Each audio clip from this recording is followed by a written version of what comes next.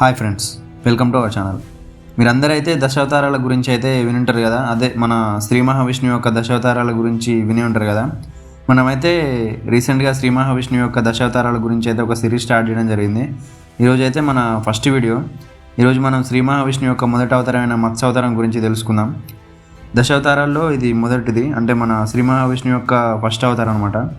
ఇది చాలా విశిష్టమైనది, ఎందుకంటే ఈ అవతారం ద్వారానే సృష్టి యొక్క రక్షణ అయితే మొదలైంది. అసలు శ్రీ మహావిష్ణువు ఈ అవతారం ఎత్తడానికి ప్రధాన కారణం ఏంటంటే, పూర్వకాలంలో అంటే ఆ సత్యయుగంలో హయగ్రీవుడు అనే ఒక రాక్షసుడు ఉంటాడు.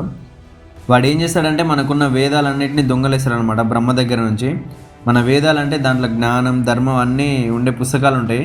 వాటిని దొంగలించి వాడు సముద్రంలో దాచేస్తాడు. అప్పుడే దాని తర్వాత భూమి మీద పెద్ద ప్రళయం రాబోతుంటుంది. అయితే ఈ ప్రళయం నుంచి మన జీవరాశులను కాపాడడానికి, అలాగే ఆ వేదాలను ఆ రాక్షసుల నుంచి తీసుకొని మళ్ళీ మనం పొందడానికి అయితే శ్రీ మహావిష్ణువు అయితే ఈ అవతారం అయితే ఎత్తుతాడు, మత్స్య అవతారం. అయితే ఈ కథ మొదలయ్యేది సత్యయుగంలో. అప్పుడు సత్యయుగంలో ప్రపంచంలో ధర్మం క్రమంగా తగ్గిపోతుంటుంది.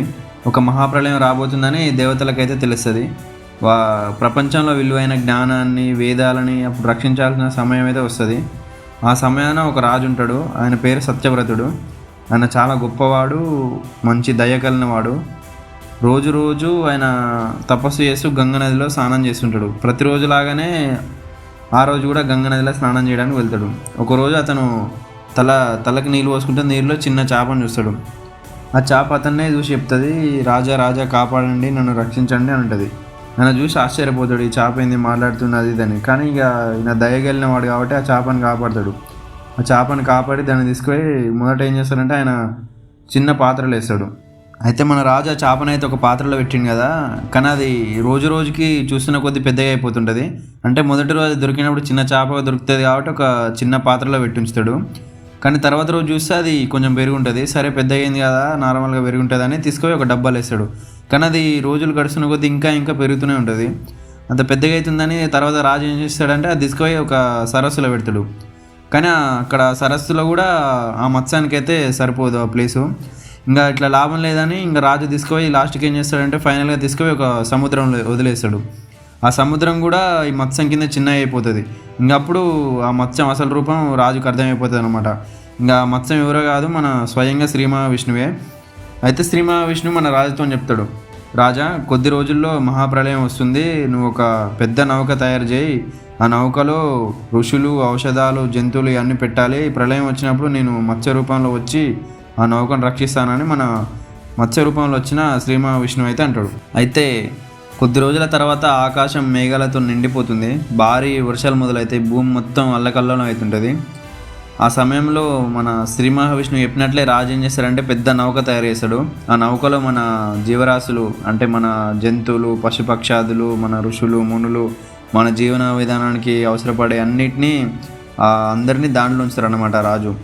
అప్పుడు అక్కడికి మన శ్రీ మహావిష్ణువు మత్స్య రూపంలో అక్కడికి వచ్చి వాసుకి అనే ఒక మహాశక్తివంతమైన సర్పం ఉంటుంది. మన పురాణాల్లో దీని గురించి మీరు వినే ఉంటారు.